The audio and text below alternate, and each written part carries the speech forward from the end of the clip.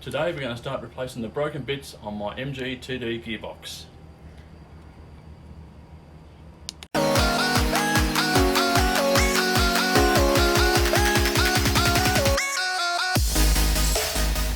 G'day guys, welcome back to MG Rebuild, and hello to all the new subscribers, because we are getting quite a lot over the last few weeks.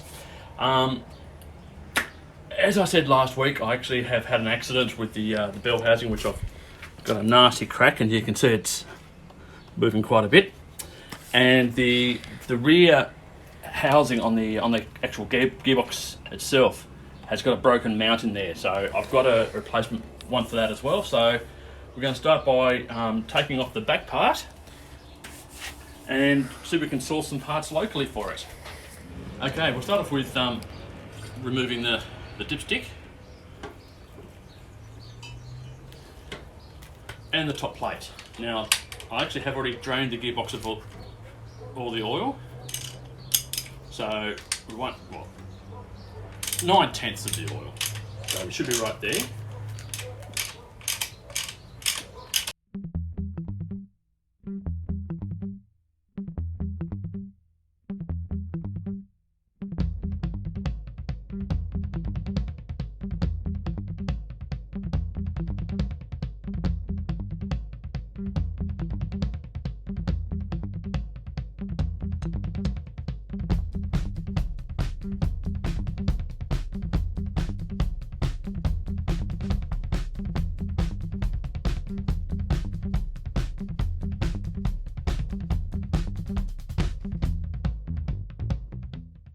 Okay, now when you take off the actual top cover, there are springs in the back end of it, so you've got to be careful to keep the pressure on it and to release it gently, otherwise you'll lose your springs.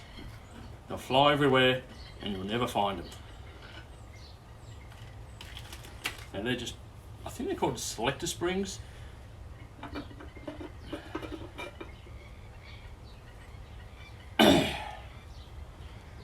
You can see where the actual springs sit in. If it's not to come over, Lachlan. And they're the three springs there. So we'll just take them out. And if you look in there closely, you can see three little ball bearings.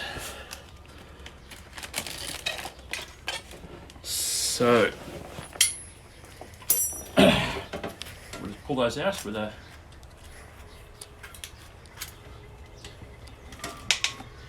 magnet sometimes.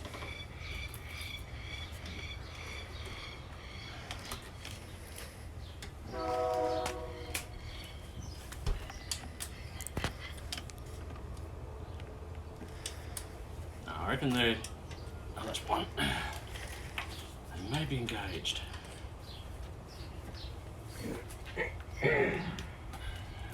That's fine.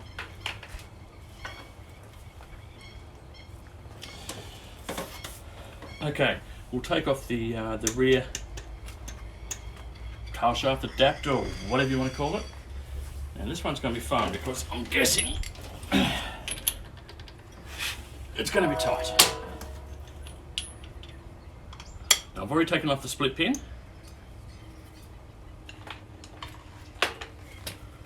Let's see if we can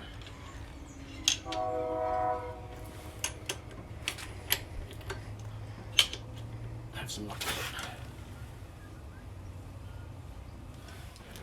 it. Okay, sorry guys, I forgot to hit record on that one.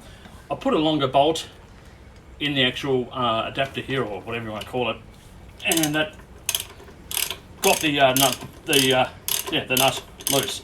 I will admit though, I did bend the bolt quite badly, so it was tight.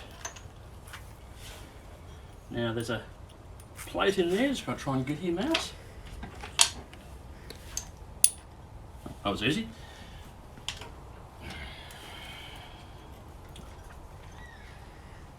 And that's got to come out. Now,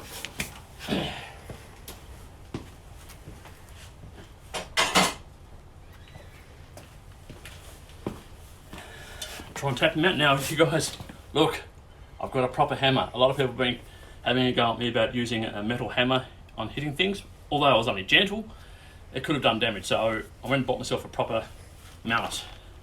I'm just going to try and tap him out, and it's coming out all right.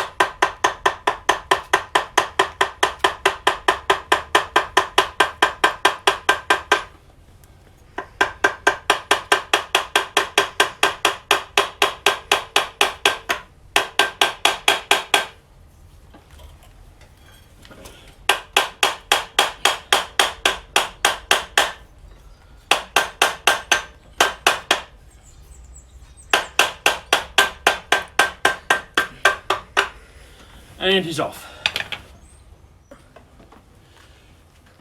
Okay, next thing, I think we try and take off the selector, or the, what do they call it, a remote selector or something like that. But I've got a feeling there's something I've got to do before this. But I don't know what it is. We'll find out.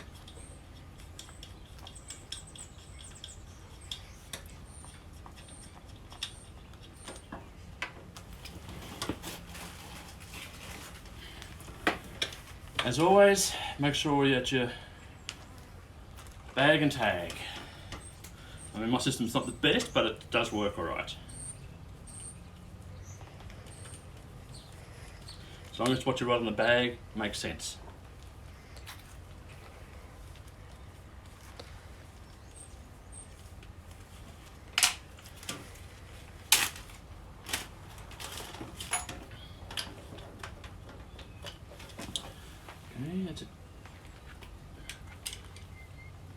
As per usual, there's all different sizes in this one. Someone's been having some fun changing bolts.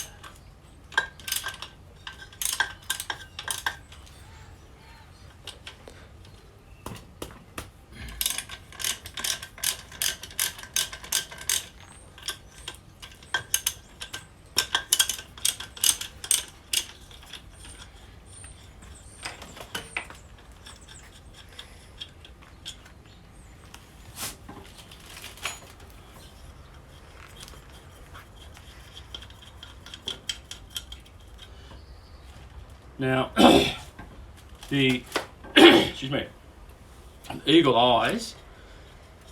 Well, that's the eagle eye. You can see that I've actually taken the gear stick out already. But there normally is a pin either side that's got to be punched out. Sometime in its previous history, someone's actually has threaded that section and put some screws in there, or some screws, I suppose, with little locking nuts. So that has made my life a lot easier. And there we go. And it's a little bit dry. That's fine. Well, that's something different. I'm not sure, I've got to see what goes in there, but it looks like it's a bit of wood. It's been placed in the end. Bit of a strange one. I'll look into that.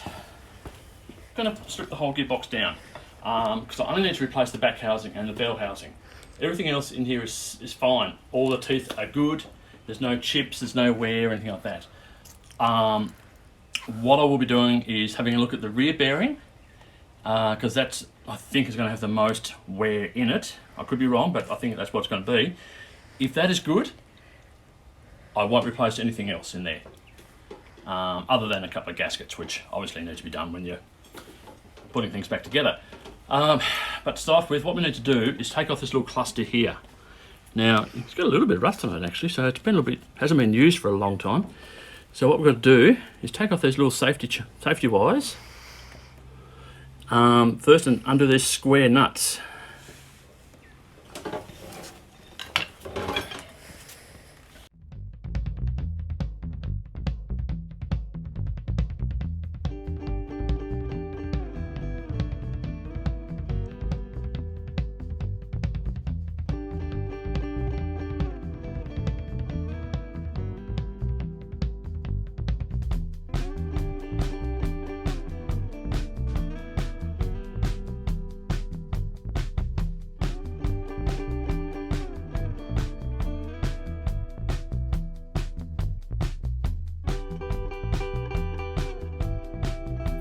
Okay, now off camera, I've done some research and I discovered actually you've got to take out the whole shaft out the back end to be able to drop the actual the back housing, because there's only tiny little holes through there, and obviously you can't put those through little holes. So what I've done, I've taken the front bell housing off, taken all these nuts off or bolts off, and I'm just going to tap it through.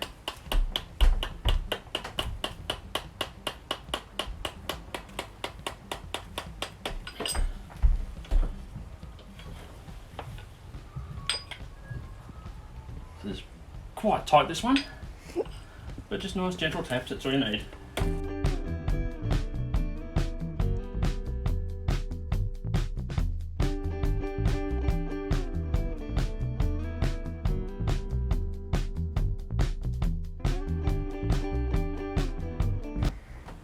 This one is as stubborn as a mule.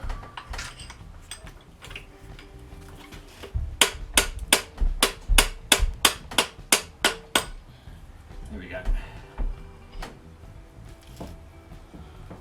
This little piece there. We can then, be careful, there's another little selector here. That is also going to give me grief.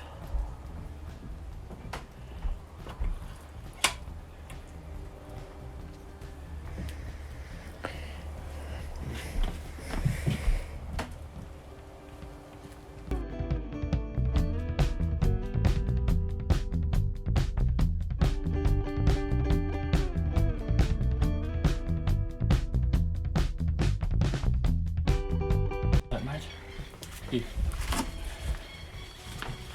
Not in front of the camera.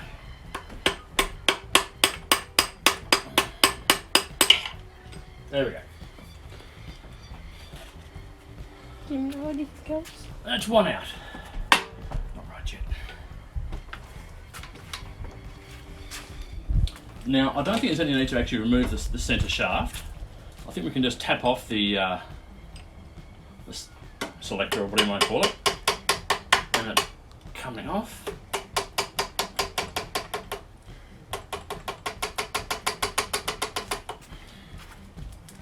There it is.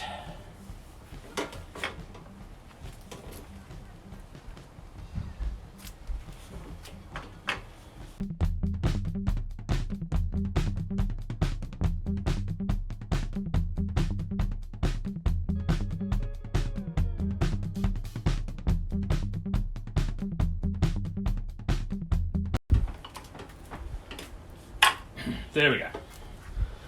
Third one. Now off. So all we need to do now is take off the speedo drive down the side there. Two bolts inside, two nuts inside, and the 4 nuts on the outside. And it should come off. Fingers crossed. Right.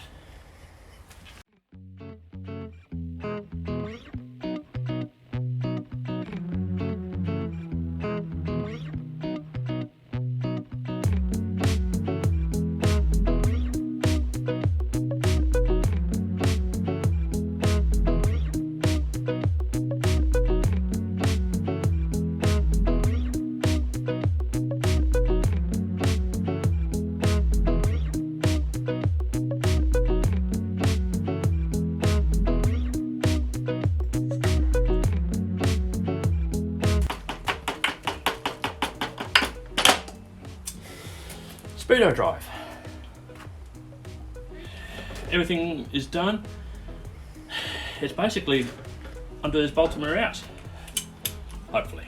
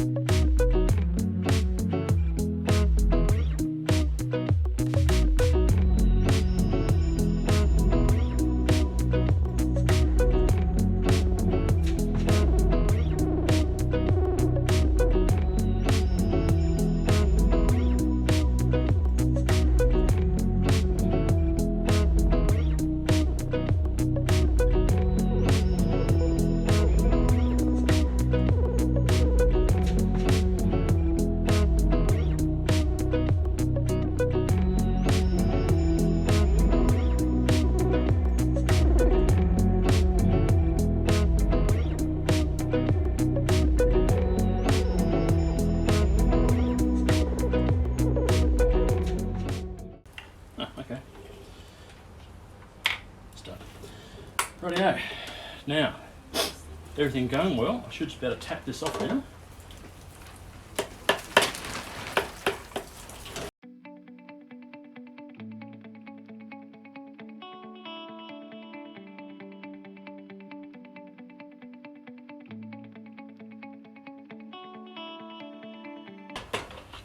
Okay.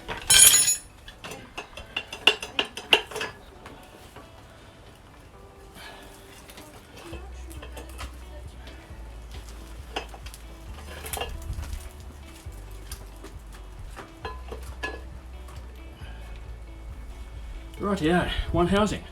Now that's the piece there I was telling you about that's broken. There is a fix you can do, is grind that out, drill through there and put a pin through there. But since I was able to get a housing, I thought I'd go down that track. Now, the rest of it looks alright. It's just that pin. Okay.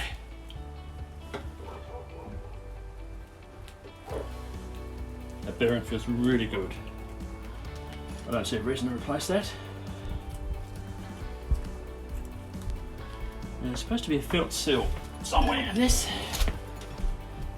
Oh yeah, found it, right at the very end. So I can prime out with my fingers.